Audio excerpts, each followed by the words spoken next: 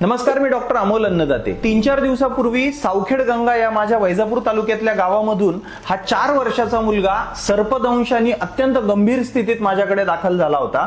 Russell's viper हा अत्यंत विषारी साप, ज्याच्यामुळे चावल्या 1-1.5 तासामध्ये ज्याच्यामुळे मृत्यू होतो असा साप सर्पदंश त्याला झाला होता।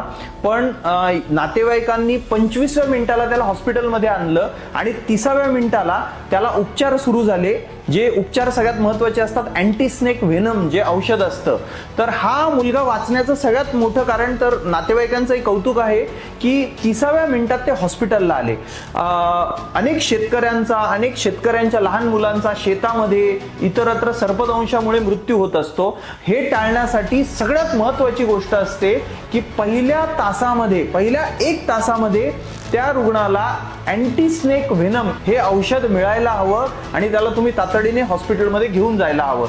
आणि मी तर असं म्हणेल की तुमच्या ग्रामपंचायत कार्यालयामध्ये तुम्ही ग्रामपंचायत किंवा सगळं गाव मिळून लोकवर्गणीतून एक 20 व्हायल्स तुम्ही ASVच्या तुमच्या कार्यालयामध्ये ठेवा आणि कोणालाही सर्पदंश झाला तर त्या 20 व्हायल्स घेऊनच तुम्ही डॉक्टरकडे जाऊ शकता।